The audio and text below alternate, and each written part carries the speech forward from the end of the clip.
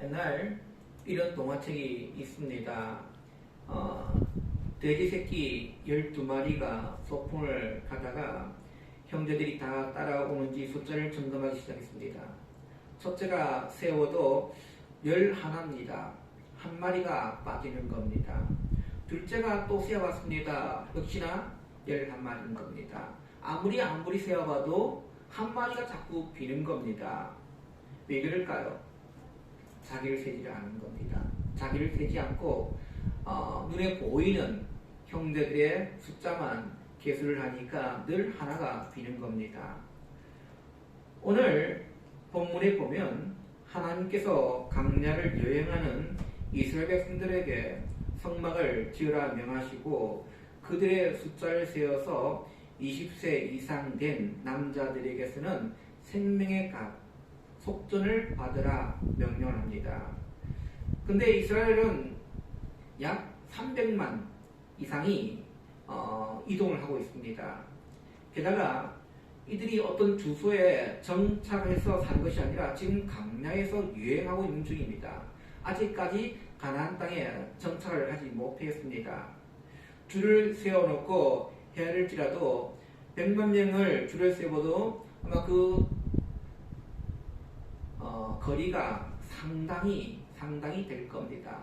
우리가 코로나 때문에 지금 갑자기 숫자가 하루에 몇십만이 나오다 보니까 숫자를 이제 계산하는 것도 이제는 뭐 정말 이게 코로나 숫자가 너무 많이 나오다 보니까 검사를 받으러 가도 제때 나오질 않고 그리고 줄도 길다라고 이렇게 제가 뉴스를 통해서 보았습니다. 지금 13절 보면 계수 중에 드는 자라는 표현을 씁니다. 계수 중에 드는 자.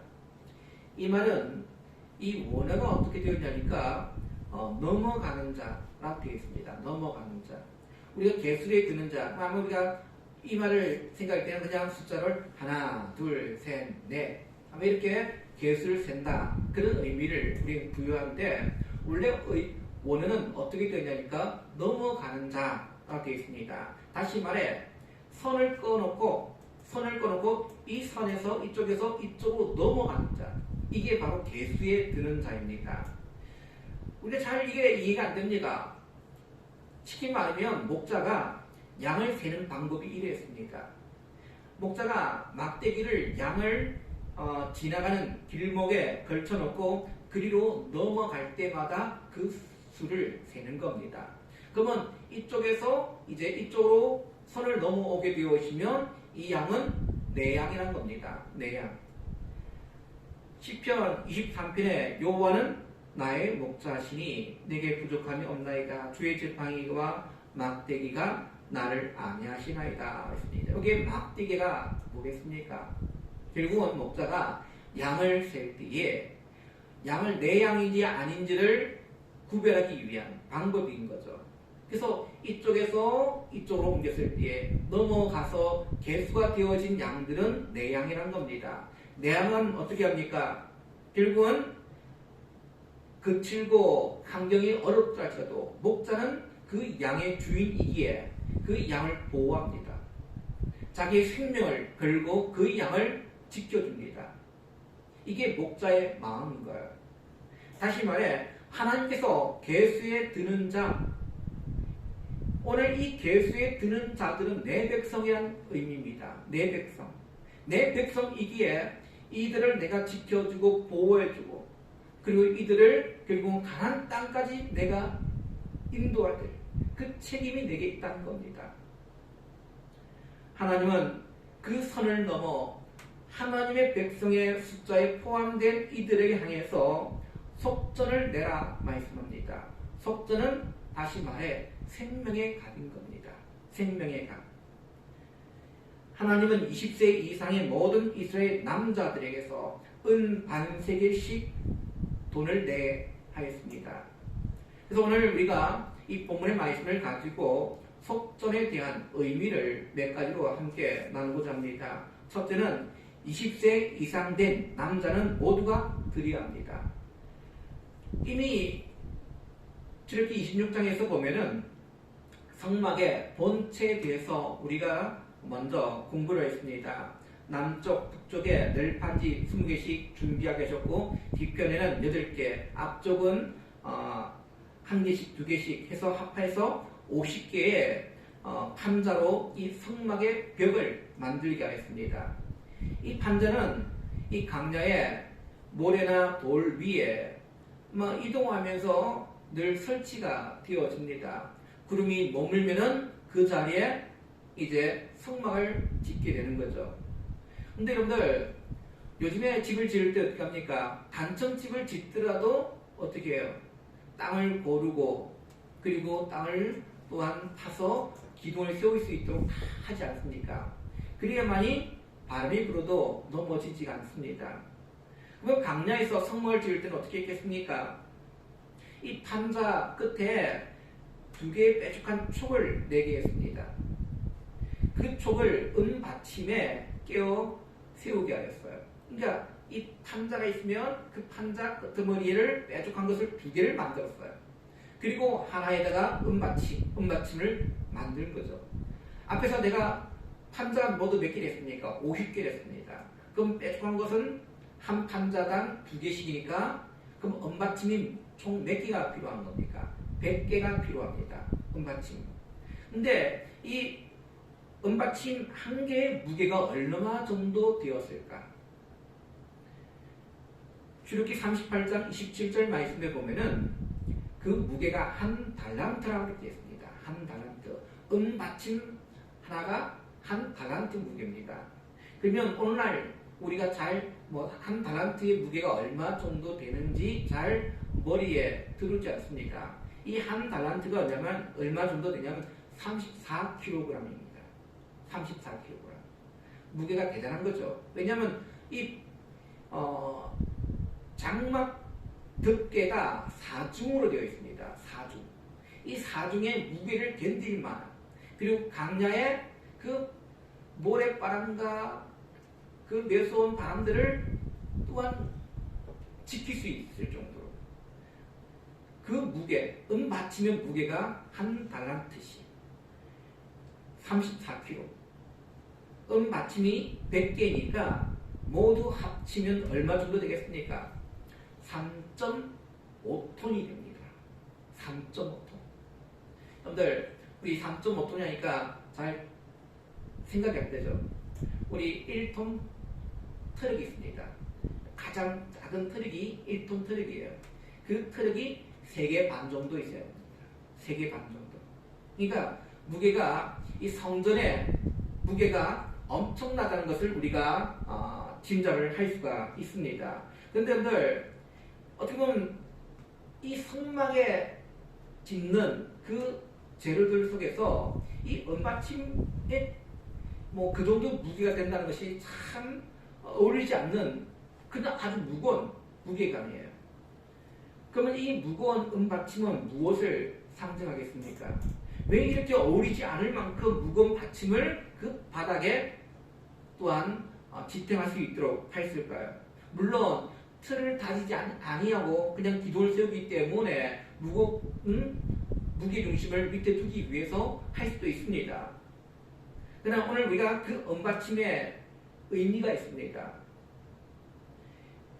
죄인이 하나님의 자녀가 되어지고요.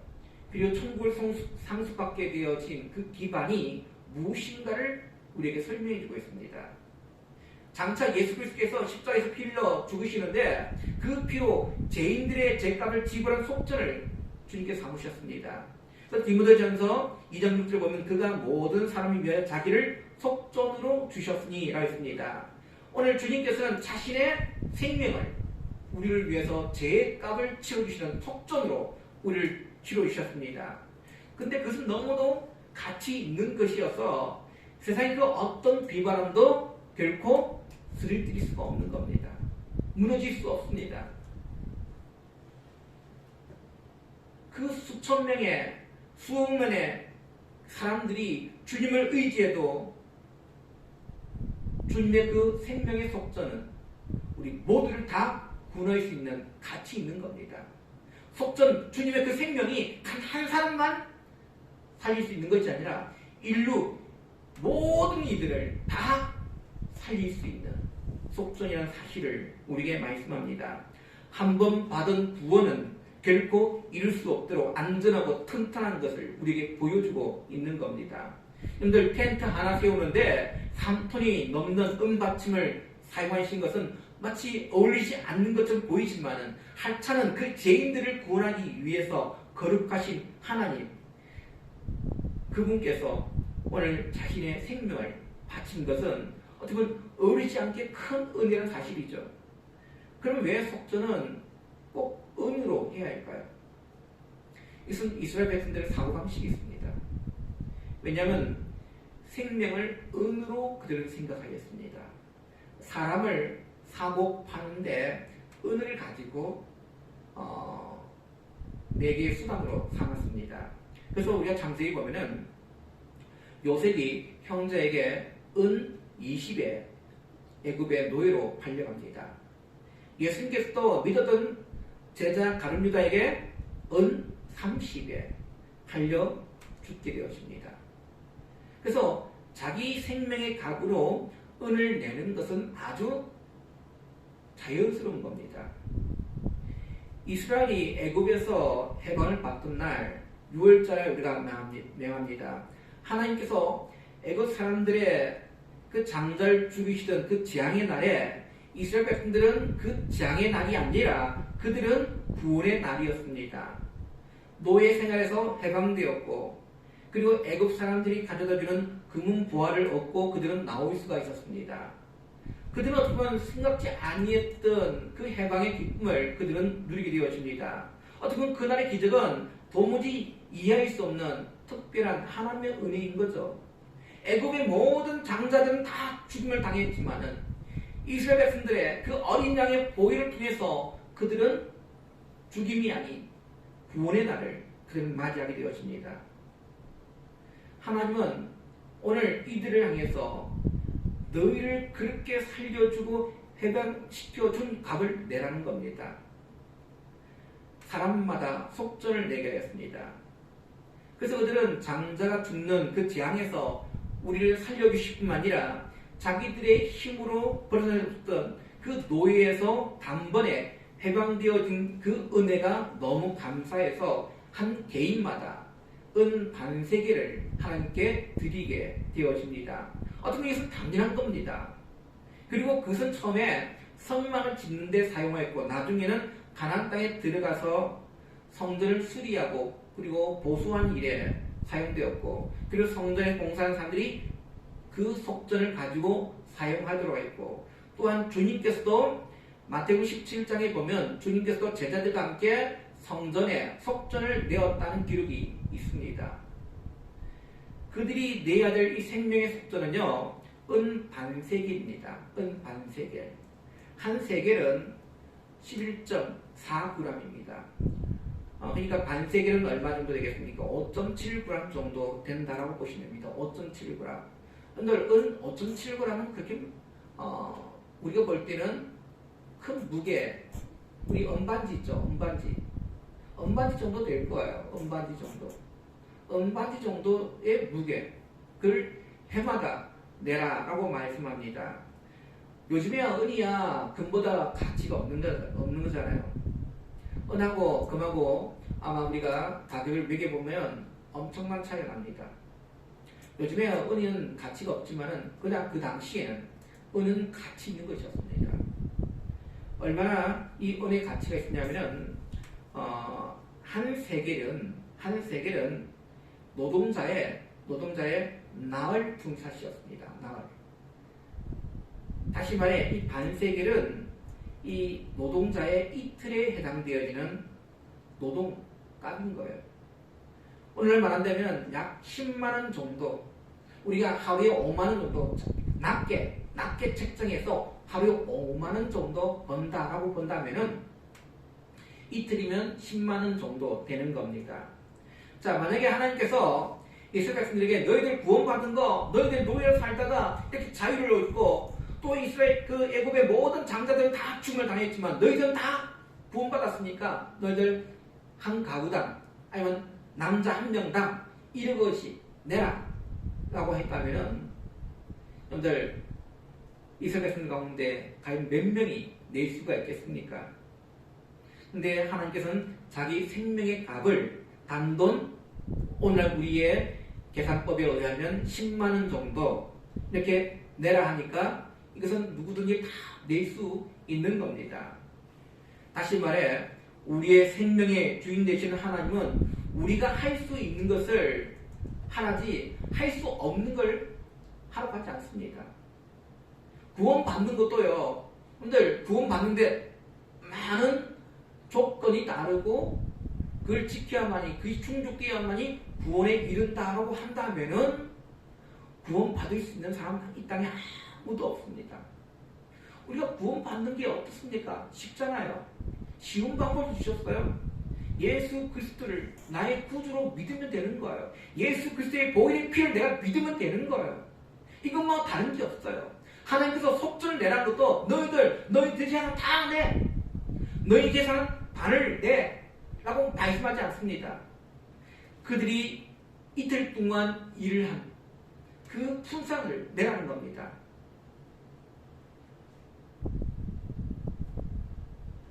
여러분들 하나님은 우리에게 할 수 있는 걸 요구하십니다.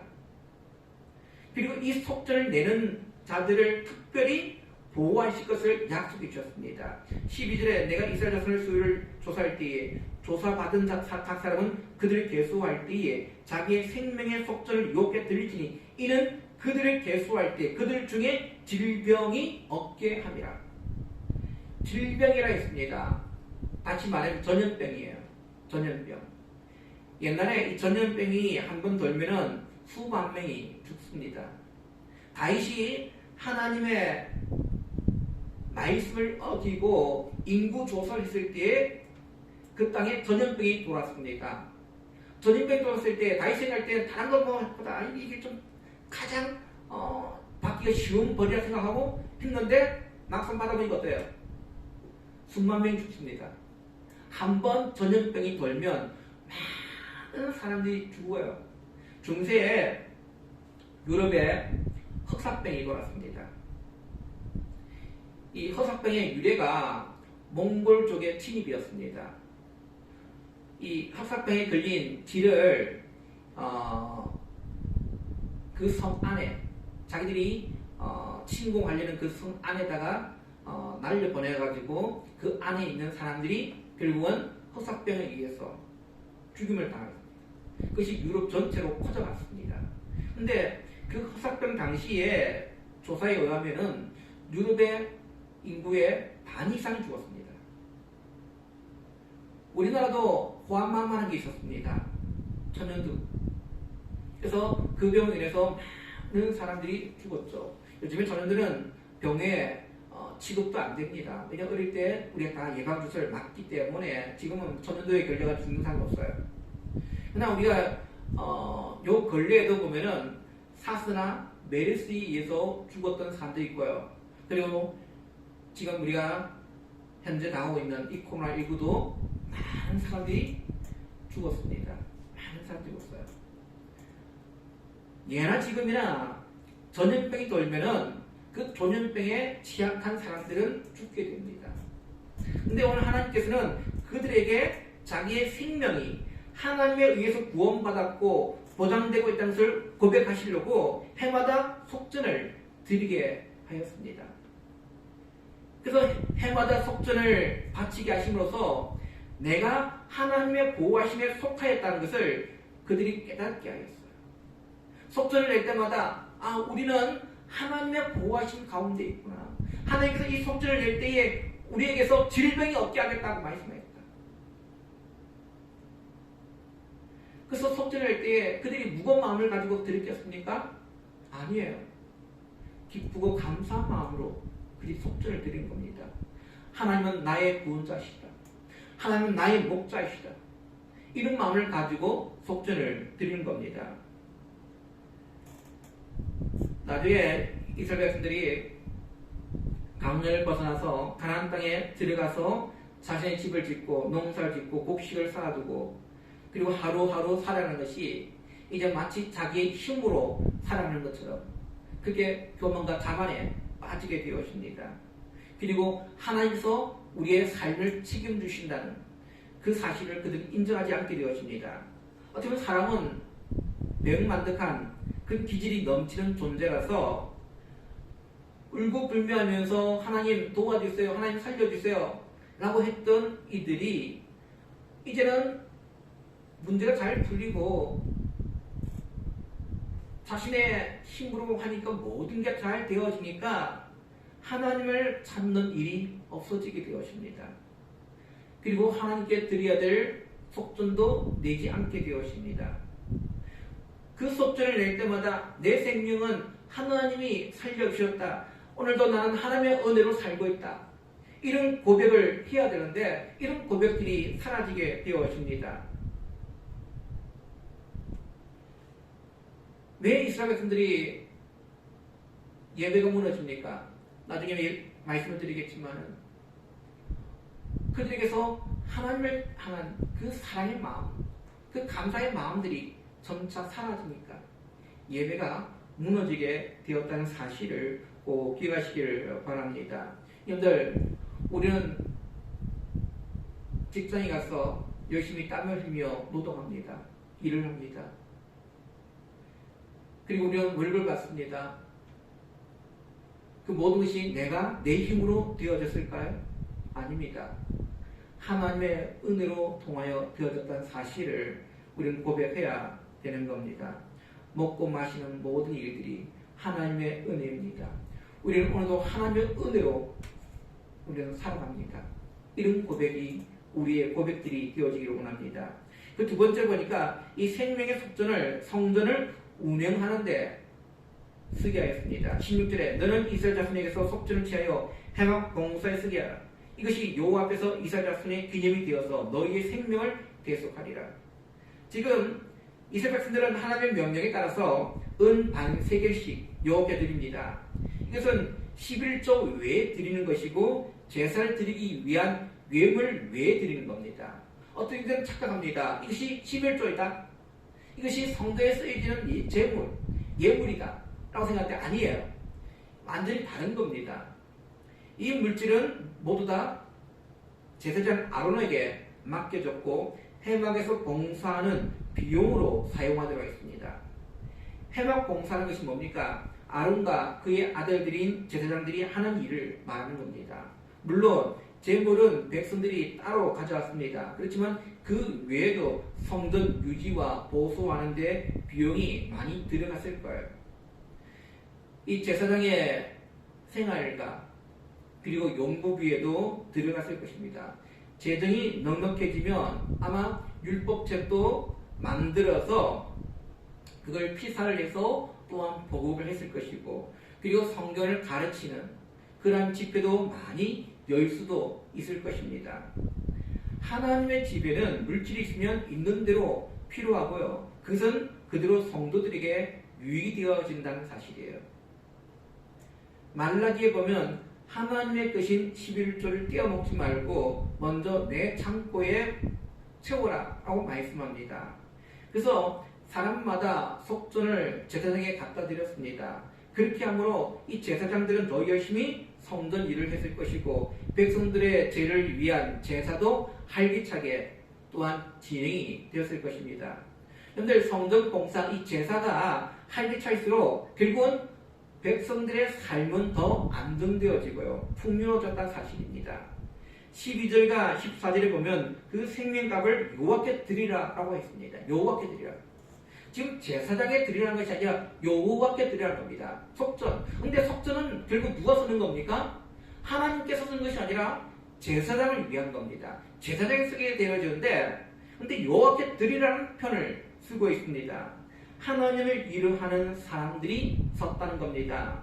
하나님은 다만 그들의 정성을 받으시고 그것이 하늘의 보물창고에 쌓여지는 겁니다. 그러니까 성도가 하나님께 드리는 헌금은 하늘로 배달되는 것이 아니라 하나님의 교회가 필요한 데 쓰고 하나님의 종들이 필요한 데 쓰는 겁니다.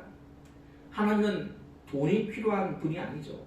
그러나 하나님을 선택하시고 그리고 하나님의 일을 하는 이들에게는 돈이 필요합니다. 그래서 그들에게는 입이 있고 자식이 있기 때문에 또한 그것을 또한 필요한 부분들을 채워줘야 하는 겁니다.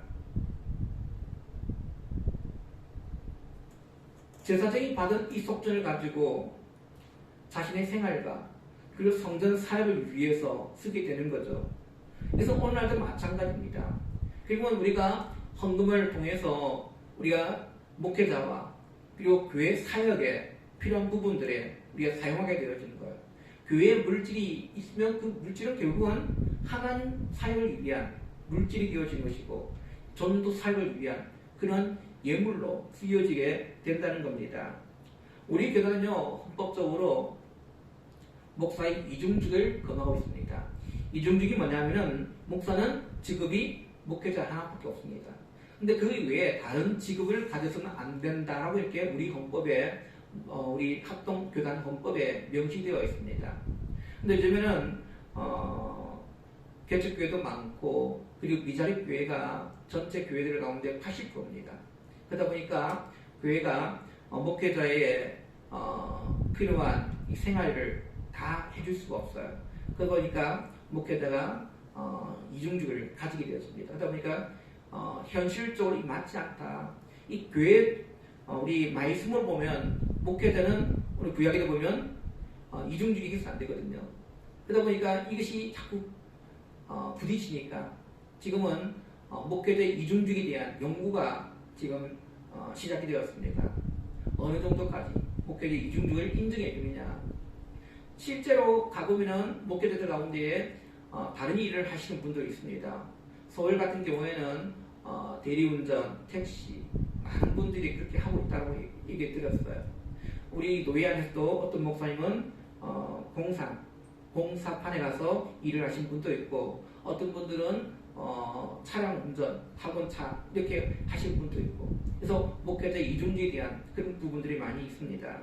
필리핀이나 태국에 가보면은 교회 목사님들이 주간에는 토요일 저녁까지 택시 운전을 하거나 아니면 주차 요원으로 일을 하다가 주일날 설교하려고 강단에 쓰게 되어집니다. 아마 그들의 마음은 교회나 성도들에게 있는 것이 아니라 월급을 주는 직장에 있게 되었죠. 아마 매 순간이 어디에 신경 쓰이게 됩니까? 교회가 아니라 결국은 직장에 마음이 쓰여지게 되는 거예요. 직장에. 그러다 보니까 성도들의 신앙을 바르게 키워줄 수가 없는 겁니다. 교회가 교회로서의 역할을 할 수 없게 되는 거죠.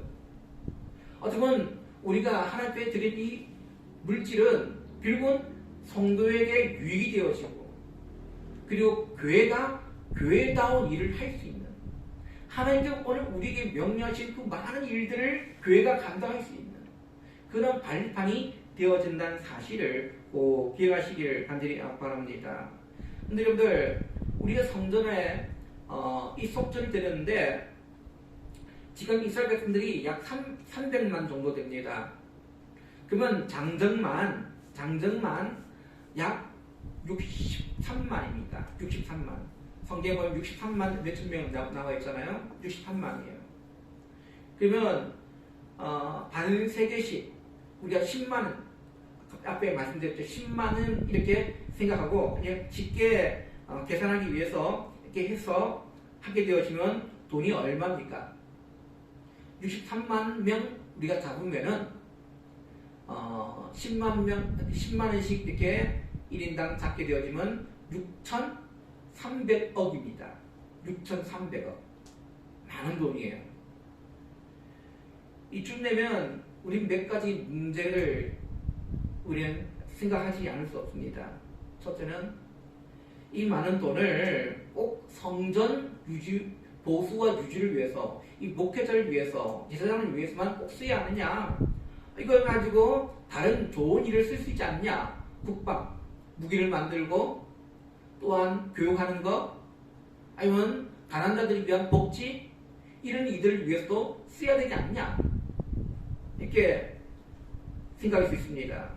아니 이 많은 돈을 어찌 뭐 이 성전 봉사만 위해서만 써야 되느냐. 근데 여러분들 우리가 교회가 하는 일 중에 가장 중요한 일은 뭐겠습니까? 하나님의 일이에요. 이걸 가지고 우리가 다른 것보다 하나님을 위한 일을 우리는 해야 합니다. 둘째는 이 많은 돈을 우리가 내었으니까 어떻게 쓰는지 우리가 감시해보자. 주식을 투자한 사람은 그 투자한 그 회사에 관심을 가집니다. 그래서 재무 구조 그리고 어떻게 돈이 흘러가고 이런 것들을 감시를 합니다. 왜? 내가 그게 재산을 바쳤으니까, 재산을 들여서 내가 주식을 샀기 때문에 관심을 가질 수밖에 없습니다. 그러면 오늘 우리 믿음의 성도들도 내가 헌금을 교회에 내었으니까 이 헌금을 어떻게 쓰여지는지 감시하자. 그리고 내가 많이 했으니까 우리 교회에서 내가 대접받아야 한다. 그런 마음을 가지고 있습니까? 하나님은 그런 감시 제도를 주지 않았습니다. 만약에 하나님께 그런 마음을 주셨다면 이미 성경에 기록되어 있겠죠. 제사장에 드리는 이 속전이 많으니까 지혜 있는 자를 두어서 이 성전의 속전이 어떻게 사용되는지를 늘 감시하여라 라고 했을 것입니다. 성경에 그 말씀이었어요. 백성들은 오로지 자기의 생명값을 바치는 것에 의무를 가져야 되는 거예요. 그걸 쓰는 것은 제사장이 하나님 앞에서 책임지고 해야 될 일인 거예요. 그리고 그 과정에서 생기는 문제는 결국은 제사장이 하나님과의 관계에서 책임질 문제인 거예요. 제사장이 자기 마음대로 욕심을 위해 사용을 위해서 쓰게 되어지면 결국 하나님으로부터 버림을 받게 되는 겁니다. 하나님과의 관계 속에서 일어나는 문제지 이걸 백성들이 잘 썼는지 안 썼는지 우리 그들 감시해야겠다. 그렇게 해서는 안 된다는 겁니다. 그리고 마치 교회에 낸 헌금을 마치 주일 행색처럼 해서는 안 된다는 겁니다. 지금 이스라엘 백성들이 이 속전 내는 것은 의무입니다. 의무예요. 당연히 내야 될 거예요. 내가 생명의 값을 받았기 때문에 그 생명의 값에 대한 나의 생명에 대한 그 값을 내가 내는 겁니다. 해마다. 그리고 세 번째 마지막 볼 것은 가난한 자나 부자는 똑같이 내라는 겁니다. 14절 15절 말씀에 계수 중에 드는 모든 자 곧 20살 이상 된 자가 여호와께 드리되 너희의 생명을 대속하기 위하여 여호와께 드릴 때에 부자라고 반세계에서 더 내지 말고 가난한 자라고 더 내지 말지며 했습니다. 이 말씀이 뭡니까? 우리가 오늘 자본주의 사회에서는요, 많이 번 사람은 많이 세금을 내고요, 적게 번 사람은 적게 세금을 내는 것이 마땅합니다. 심지어는 세금을 낼 필요도 없을 뿐만 아니라 자기가 내었던 세금조차도 돌려주는 경우가 많습니다. 그래서 우리가 많이 낸 사람은 그 사회에서 많이 내야 될 의무를 가지는 거예요.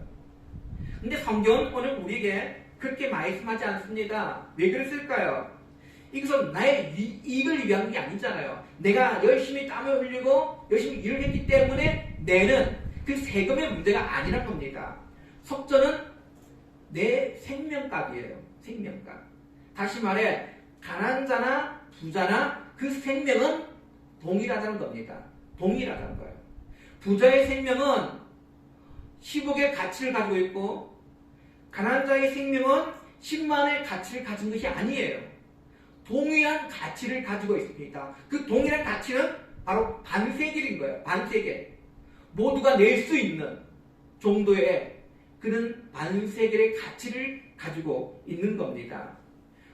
부자라서 많이 내고, 그래서 하나님께서 부자이기 때문에 그들을 더 지켜주고, 가난한 자는 적게 냈기 때문에 적게 지켜주고, 이게 아닌 거예요.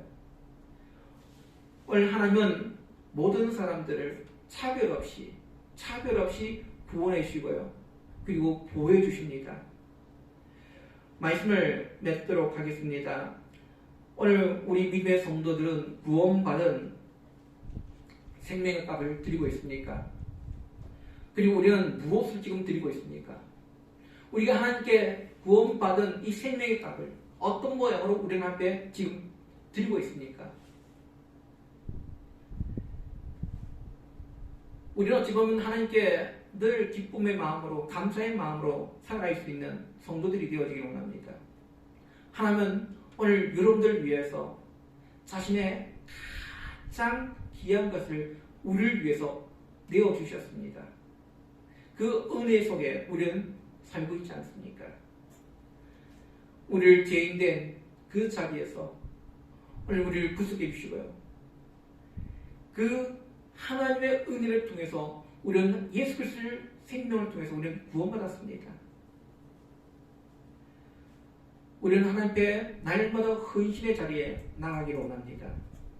그리고 우리의 생명은 우리 것이 아닌 하나님 것으로 우리가 온전히 하나님의 나라를 위해서 헌신할 줄 아는 우리 믿음의 성도들이 되어지기를 원합니다. 오늘 우리가 하나님 살아갈 때 내 힘으로 산 것은 아무것도 없습니다. 하나님의 은혜로 살았기에 늘 하나님께 늘 감사할 줄 아는, 그리고 하나님 주신 그 생명을 우리가 귀하게 여길 줄 알고 하나님 나라를 위해서 아름답게 사용되어지는 저와 여러분 되시기를 주님의 이름으로 축원드립니다. 기도합니다.